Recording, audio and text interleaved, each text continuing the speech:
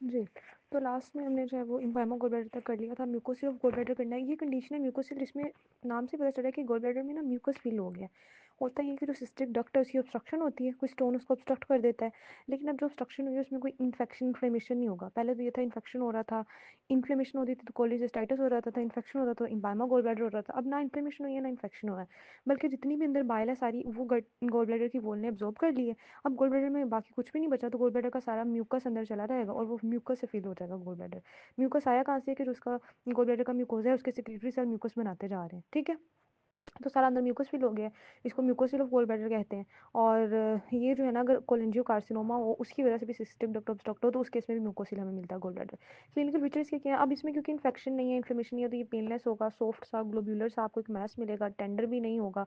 Right half होने में mess होगा, अल्ट्रासोनोग्राफी आप कराओगे तो आपको ये नज़र आ जाएगा। और कोलिसिस्टेक्टमी आपने कर देनी है। तो हर गॉल ब्लैडर की डिजीज़ में एंड रिजल्ट हम यही करें, हम उसकी कोलिसिस्टेक्टमी कर रहे हैं, लेकिन प्रेजेंटेशन डिफरेंट है सबकी, तो वो मैं आपको बता दी। अब आगे होता है जी एक्यूट ए कैलकुलस कोलिसिस्टाइटिस, यानी हम कह रहे हैं ना कि स्टोन आएगा वो ऑब्स्ट्रक्ट करेगा तो फिर इन्फ्लेमेशन होगी, कोलिसिस्टाइटिस होगा। कुछ केसेस में स्टोन भी नहीं आता और इन्फ्लेमेशन हो जाती है, ए कैलकुलस कोलिसिस्टाइटिस को कहते हैं। ये क्यों होगा? इसमें ना जो क्रिटिकली इल पेशेंट हैं, जो पहले आईसीयू में है किसी और डिजीज़ की वजह से, और पारेंटरल न्यूट्रिशन पे हैं, उनको पारेंटली आप न्यूट्रिएंट दे रहे हो, और या वो बर्न के पेशेंट हैं, एक्सटेंसिव बर्न है या सेप्सिस के, या कोई मेजर उनकी सर्जरी हुई है, या उनको बहुत ज़्यादा ट्रॉमा हुआ है, मतलब क्रिटिकल कंडीशन में जो पेशेंट होते हैं उनमें ये होता है। अल्ट्रासाउंड से हम डायग्नोस करते हैं और फिर जो है ना वो कोलिसिस्टेक्टमी की जाती है। लेकिन आप लोगों को याद होगा कि मैंने आपको बताया था कि कुछ कुछ केसेस ऐसे होते हैं, जब मैंने आपको पढ़ाई थी ना वो इंटरवेल और अर्ली कोलिसिस्टेक्टमी, तो मैंने बताया था कि कुछ पेशेंट ऐसे होते हैं उनमें इतनी कोमॉर्बिड कंडीशंस होती हैं कि आप कोलिसिस्टेक्टमी उनकी नहीं कर सकते, वो एनेस्थीसिया को नहीं ना बियर करेंगे। तो तब हम उनको ट्रांजिट ट्रीटमेंट कर देते हैं परकुटेनियस सिस्टोस्टमी, जिससे उनका ड्रेन होती रहती है, ठीक है, बाल जमा नहीं होती, ड्रेन होती रहती है। उसके बाद जब वो ठीक हो जाते हैं, उनका जो भी कोमॉर्बिड कंडीशन है, जो भी उनकी सर्जरी वगैरह सब ठीक हो जाता है और उनकी कंडीशन बेहतर हो जाती है, फिर हम उनकी कोलिसिस्टेक्टमी करते हैं, ठीक है। तो ये इसमें ये वाला चीज़ चलेगी। आगे आता है जी एक्यूट एम्फीजीमैटिस कोलिसिस्टाइटिस। अब एम्फीजीमैटिस का क्या मतलब है? गॉल ब्लैडर में ना एयर है, प्रेजेंस ऑफ एयर, एयर अंदर जमा हो गई है। ये क्यों होता है? क्योंकि गैस बनाने वाले जो बैक्टीरिया जैसे क्लोस्ट्रीडियम वेल्काए है, एरोबिक एनारोबिक स्ट्रेप्टोकोकाई है, ये अंदर आ जाते हैं और ये जो है ना गॉल ब्लैडर की गैंग्रीन भी करवा देते हैं, उसकी इवन परफोरेशन भी हो सकती है। पेशेंट में टॉक्सिसिटी के साइंस आएंगे, अर्जेंट आपको सर्जरी करनी पड़ेगी। देखिए सिर्फ एयर अंदर जमा हुई है, गैस जमा हुई है और आपको अर्जेंट सर्जरी करनी पड़ी है। अगर आपने एंटीबायोटिक देनी है तो उनमें आप पेनिसिलिन और मोनोग्लाइकोसाइड का कॉम्बिनेशन देते हो। कोलिसिस्टोसिस है, कोलिसिस्टोसिस में क्या होता है कि क्रोनिक इन्फ्लेमेटरी कंडीशन है गॉल ब्लैडर की, कि इसमें ना कोलेस्ट्रॉल डिपॉजिट नहीं हुआ लेकिन बार बार इन्फ्लेमेशन होती जा रही है, और इसमें कोलेस्ट्रोसिस, कोलेस्ट्रॉल पोलिपोसिस, ये इंपॉर्टेंट नहीं है, इसको आप अभी रहने दो, ठीक है।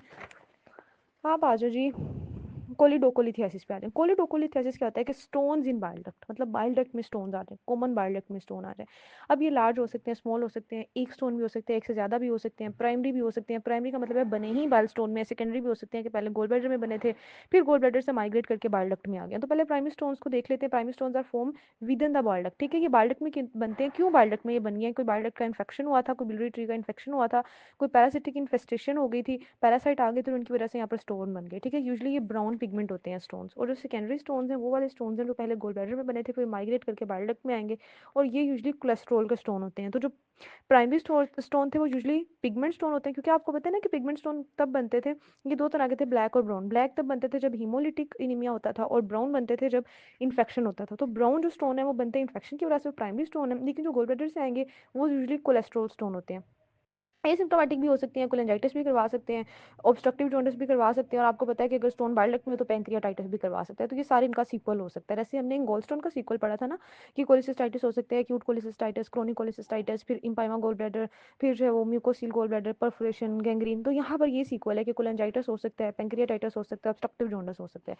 कोर्विजियर एक ला है, आपने कोलिसिस्टाइटिस के लिए मर्फी साइन को याद रखना है, और आपने कोलिडोकोलिथियासिस के लिए कोर्विजियर ला को याद रखना है। कि अगर आपको ऑब्स्ट्रक्टिव जॉन्डिस के साथ पेशेंट आया है आपके पास, कि उसको जो है ना वो सारी ऑब्स्ट्रक्टिव जॉन्डिस वाली कंडीशन है, और फिर आप उसकी एग्जामिनेशन कर रहे हो तो आप उसके गॉल ब्लैडर को देखते हो वो पैल्पेबल और डिस्टेंडेड है, आपको पैल्पेट हो रहा है, तो ये कभी भी पेशेंट जो है ना ये कोलिलिथियासिस का नहीं हो सकता। कि इसमें जो ऑब्स्ट्रक्टिव जॉन्डिस है वो स्टोन्स की वजह से नहीं है, क्योंकि अगर वो स्टोन्स की वजह से वो होता ना तो रिपीटेड कोलिसिस्टाइटिस होना था। रिपीटेड कोलिसिस्टाइटिस ने आहिस्ता आहिस्ता क्या कर देना था, जैसे मैं आपको क्रोनिक कोलिसिस्टाइटिस में बताया था कि फाइब्रोसिस होकर गोल ब्लैडर ने बहुत कॉन्ट्रैक्ट हो जाना था, पैल्पेबल बिल्कुल नहीं होना था। लेकिन अब वो पैल्पेबल है, इसका मतलब है कि उसमें जो है ना वो कार्सिनोमा की वजह से या कोलेंजियो कार्सिनोमा या पेंक्रियाज के हेड का कार्सिनोमा उसकी वजह से ऑब्स्ट्रक्शन हुई है और गोल ब्लैडर जो है वो डिस्टेंडेड और पैल्पेबल है। ठीक है, तो ये कोर्विजियर लॉ होता है कि जब भी ऑब्स्ट्रक्टिव जॉन्डिस और गोल ब्लैडर पैल्पेबल हो तो उसका कोज कोई कैंसर होता है। अब डायग्नोसिस इसका कैसे करते हैं, अल्ट्रासाउंड करते हैं कोलिडोकोलिथेसिस के लिए, एमआरसीपी, ईआरसीपी, और अगर एक्यूट कोलिसिस्टाइटिस का अटैक है तो फिर हम कुछ ना लेवल देख लेते हैं, अल्कालाइन फॉस्फेटेस का लेवल, बिलिरुबिन का लेवल, इस तरह टोटल ल्यूकोसाइट, ये सारी चीज़ें होती हैं। तो आपने देखा होगा कि हेपेटोबिलियरी जितनी भी इन्वेस्टिगेशन है सब में अल्ट्रासाउंड सबसे पहले करवाई जाती है, फिर एमआरसीपी करवा लिया जाता है। ईआरसीपी पहले मैंने आपको किसी में नहीं बताया, लेकिन यहाँ पर हम ईआरसीपी इसलिए करें क्योंकि ईआरसीपी यूज़ होता है बाइल डक्ट के स्टोन को रिमूव करने के लिए, तो इसमें ईआरसीपी भी करवाएंगे। अच्छा, ट्रीटमेंट इसका क्या है, सबसे पहले ईआरसीपी किया जाता है, ईआरसीपी की मदद से स्टोन को रिमूव किया जाता है, ठीक है, सीबीडी से। और फिर जो है वो ईआरसीपी अगर फेल हो जाए तो आप कोलिडोकोटमी कर सकते हो। कोलिडोकोटमी में क्या होता है कि कॉमन बाइल डक्ट जो है उसको एक्सप्लोर करना है, लेप्रोस्कोपिकली प्रोसीजर किया जाता है, उसको एक्सप्लोर करना है और उसको जो है ना वो ड्रेन कर लेना है, ड्रेन करना है और साथ उसका स्टोन रिमूव कर लेना है। कैसे ड्रेन करना है, उस पर एक इंसिजन देंगे और उसका स्टोन भी रिमूव कर लेंगे और उसको ड्रेन भी कर लेंगे।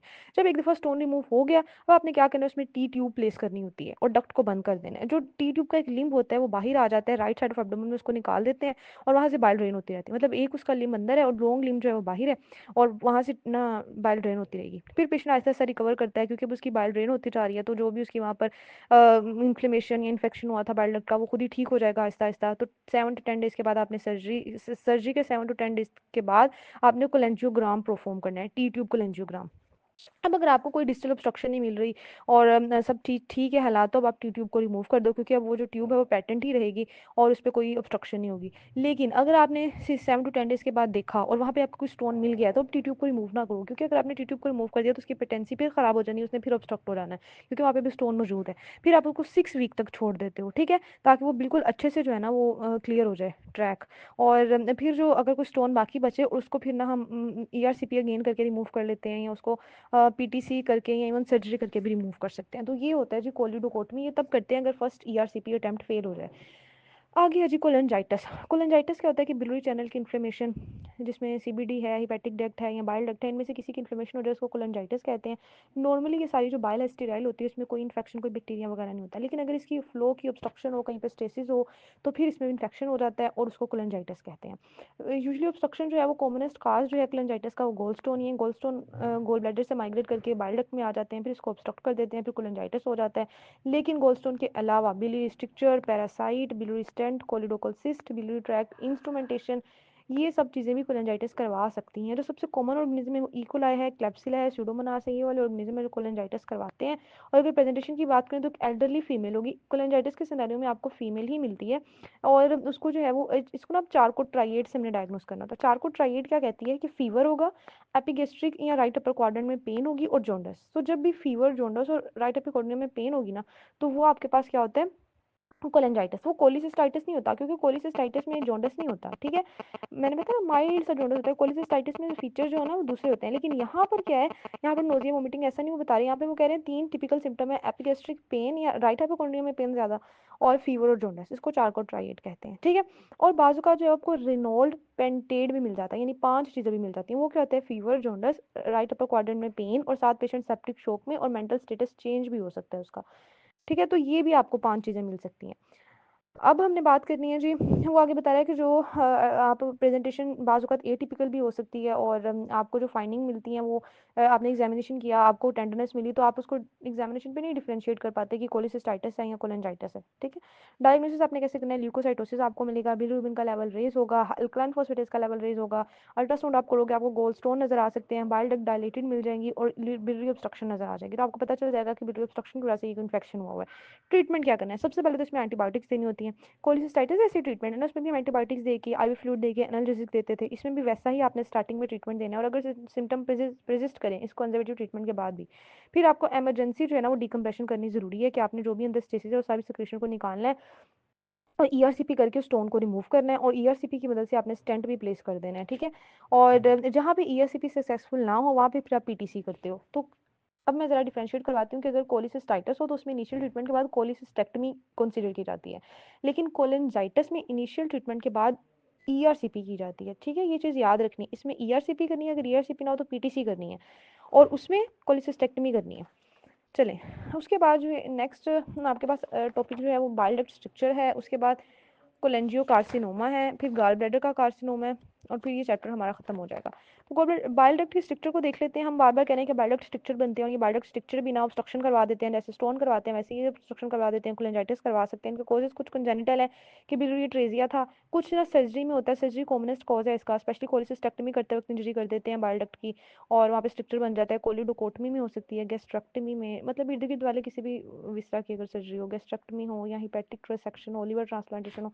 कुछ इन्फ्लेमेटरी भी कॉजेज हैं स्ट्रक्चर के, जैसे स्टोन था, कोई कोलेंजाइटिस था, कोई पैरासाइट था, sclerosing cholangitis, chronic pancreatitis, trauma, idiopathic, और कोलेंजियोकार्सिनोमा। ये सारे जो है मतलब आपने ना मेजर मेजर याद कर लेना है। ये कंजेनिटल हो सकता है, इंजरी की वजह से हो सकता है, इन्फ्लेमेशन की वजह से होता है, मेलिग्नेंसी की वजह से हो सकता है।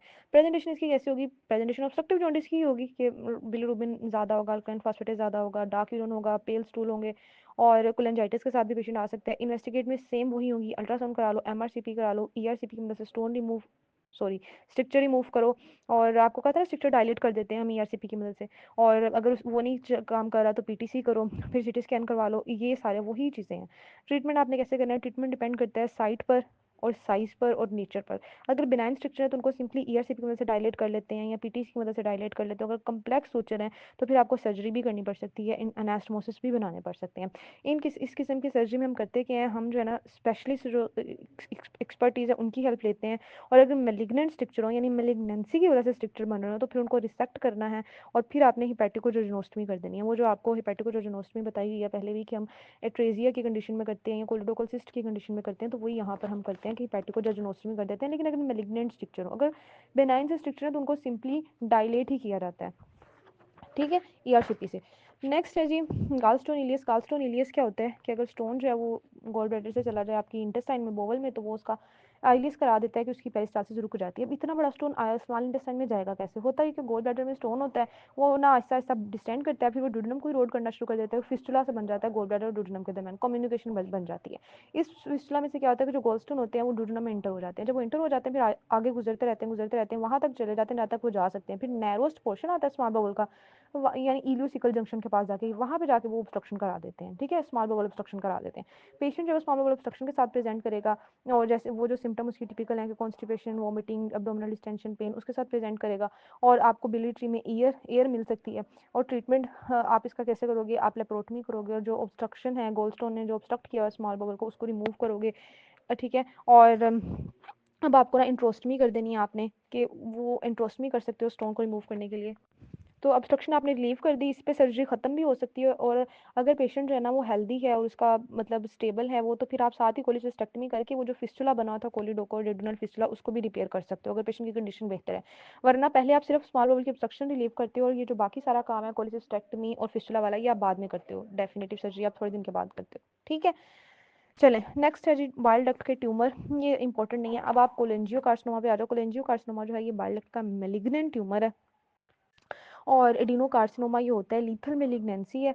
एसोसिएटेड फैक्टर क्या है? अगर तो लॉन्ग स्टैंडिंग स्क्लेरोजिंग कोलेंजाइटिस हो, लॉन्ग स्टैंडिंग स्क्लेरोजिंग, आप लोगों को याद है जब हमने लिवर वाले चैप्टर में स्क्लेरोजिंग कोलेंजाइटिस देखा था, तो मैंने कहा था ये मेन में ज़्यादा कॉमन है, और आपको भी बताया था कि इन्फ्लेमेटरी बाउल डिजीज के साथ एसोसिएटेड होता है, और अगर आप कोलोन निकाल भी दो फिर भी ये परसिस्ट करता है, और ये फिर क्या करा सकता है? इवेंचुअली कोलेंजियोकार्सिनोमा करवा सकता है, इसलिए इसके केस में हम कोलिसिस्टेक्टमी कर देते हैं।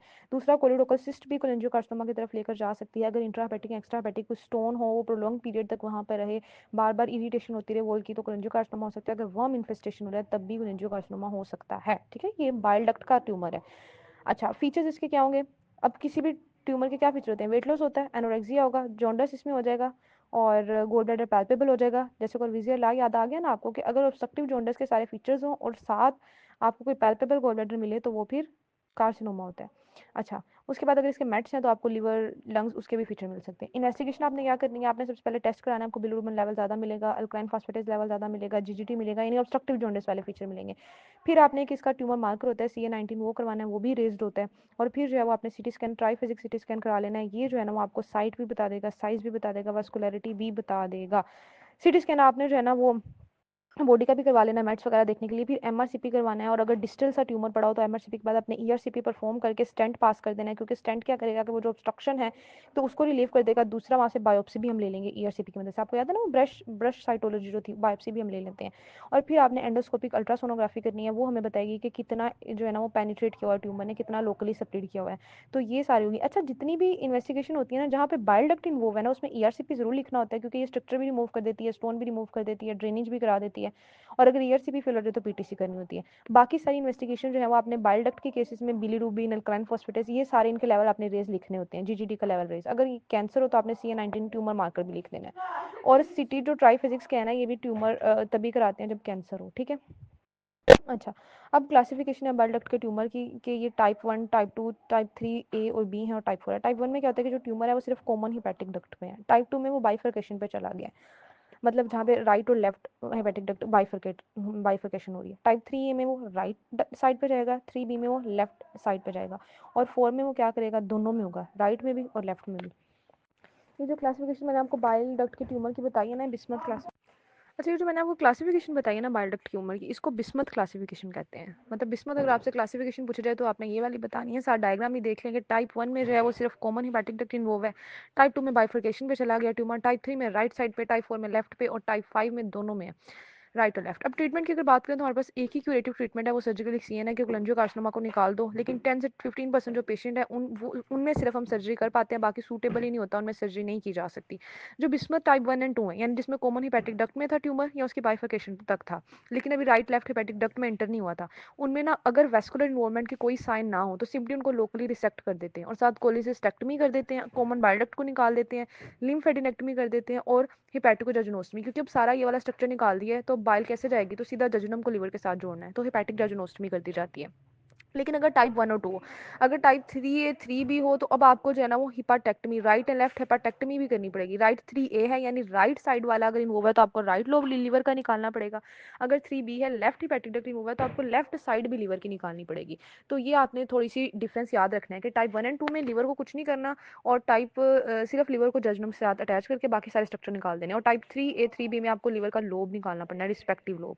अच्छा, अगर इंट्राहेपेटिक कोलेंजियोकार्सिनोमा है तो उसको हम लीवर रिसेक्शन भी कर सकते हैं, साइट एंड साइज के हिसाब से, कि पूरा लोब ना निकालें, सिर्फ स्पेसिफिक उसका उतना पार्ट रिसेक्ट कर दें, ये भी की जा सकती है। कीमो का इतना रोल नहीं है, और पैलिएटिव ट्रीटमेंट कंसीडर करते हैं जहाँ पे हम रिसेक्शन ना कर सकें, उन पे हम पैलिएटिव ट्रीटमेंट करते हैं, बिलियरी ड्रेनेज करते हैं, कीमो रेडियोथेरेपी कर लेते हैं, सिम्टोमेटिक ट्रीटमेंट करते हैं, कि बिलियरी ड्रेनेज के लिए हम ईआरसीपी कर सकते हैं, पीटीसी कर सकते हैं, ठीक है। आगे आ जाते हैं जो गोल ब्लैडर का कार्सिनोमा, ये रेयर डिजीज है लेकिन अग्रेसिव है, और ये कोलेंजियो कार्सिनोमा से भी अग्रेसिव है। मैंने कहा था कोलेंजियो कार्सिनोमा बड़ा लीथल होता है, ये उससे भी ज़्यादा अग्रेसिव है, और इसका जो इंसिडेंस है वो एज के साथ इंक्रीज करता है। इसका पीक इंसिडेंस 70 से 75 ईयर्स पर जाके होता है, बहुत बुरे लोगों में होता है, और डिजीज फीमेल्स में ज़्यादा कॉमन है।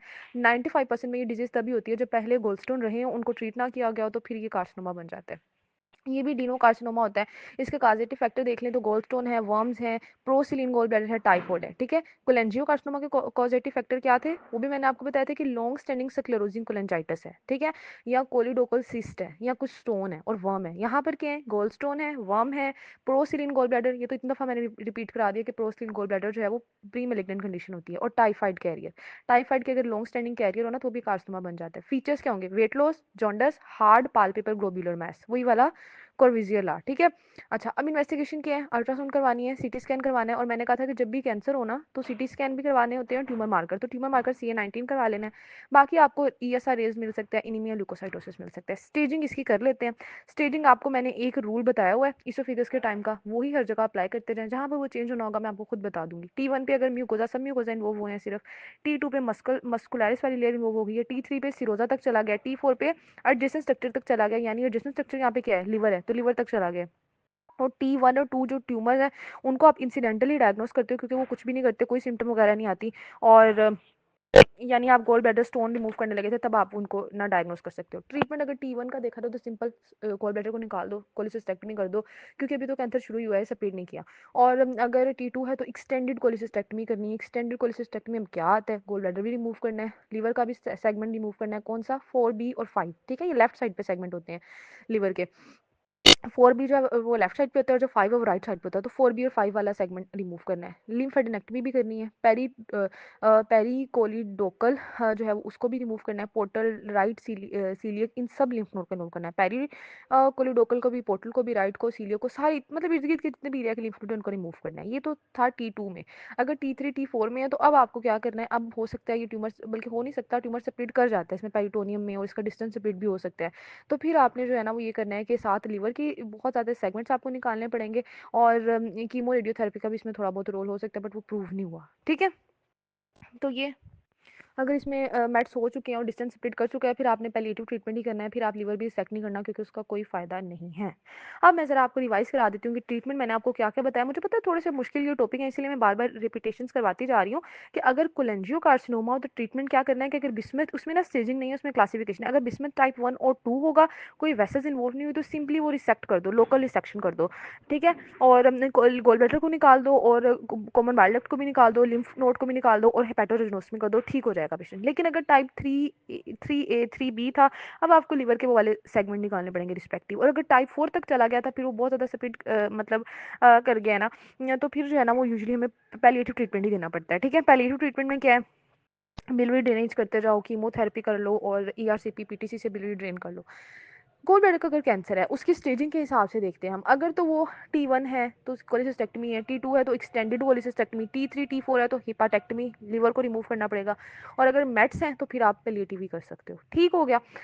अच्छा जी, अब एक बड़ा इंटरेस्टिंग सा क्वेश्चन लिखा हुआ है कि आपने किसी पेशेंट के ना गॉल ब्लैडर स्टोन रिमूव किए, उसका जो स्पेसिमेन लिया था वो आपने जो है ना गॉल ब्लैडर स्टोन नहीं रिमूव किया, सॉरी गॉल ब्लैडर रिमूव किया, कोलिसिस्टेक्टमी की, उसका स्पेसिमेन आपने भेजा और उसकी रिपोर्ट आई कि भाई इसको तो कार्सिनोमा था गॉल ब्लैडर का, और कार्सिनोमा जो था वो T2 स्टेज पे था। तो अब आप क्या करोगे फर्दर, क्या पेशेंट को ऐसे ही छोड़ दोगे? नहीं, ऐसे नहीं करोगे आप, क्योंकि आपको पहले ही पता है कि जो T2 स्टेज का कार्सिनोमा है उसका क्या ट्रीटमेंट है। उसके ट्रीटमेंट में एक्सटेंडेड कोलिसिस्टेक्टमी है। हमने अभी सिर्फ गोल ब्लैडर रिमूव किया है, हमें अब अंदर जाके गोल ब्लैडर के साथ साथ उसका जो है ना और भी चीज़ें रिमूव करनी पड़ेंगी। अब वो और चीज़ें कौन सी हैं, हम उसको री-एक्सप्लोर करेंगे, गोल ब्लैडर का सारा बेड देखेंगे, बिलियरी ट्री देखेंगे, वो पूरा बिलियरी ट्री एक्सरसाइज कर देंगे, जितने भी वहाँ पे उस रीजन के लिम्फ नोड है सारे एक्सरसाइज कर देंगे, हेपेटोकोजिनोस्टमी कर देंगे। और अगर हमने लेप्रोस्कोपी कोलिसिस्टेक्टमी की थी तो वो जिस पोर्ट से हमने बाहर निकाला था गोल ब्लैडर को, उस सारे पोर्ट को भी एक्सरसाइज करेंगे। ठीक है, तो ये फिर हम करेंगे। चलें जी, यहाँ पर जो है वो इतना ही बस करना है, आगे कुछ भी करने वाला नहीं है। यहाँ तक ही चैप्टर था, ये बहुत ज़्यादा जो है ना वो मुश्किल चैप्टर है। अपर जीआईटी का मुझे सबसे मुश्किल चैप्टर लगता है, बट स्टिल हमने इसको कवर किया है। इसका वॉइस नोट अब आपने करना ये है कि इसका वॉइस नोट सुना है, बुक से रीड करना है, उसके बाद आपने कोशिश करनी है कि आप जो है ना वो इसको 1 से 2 दफ़ा ज़रूर इस वॉइस नोट को सुन लो, ताकि आपका जितना ज़्यादा आप रिपीटिशंस होंगी ना आपके माइंड में ये चीज़ें फिर उतनी ज़्यादा अच्छे से चली जाएंगी इंशाल्लाह।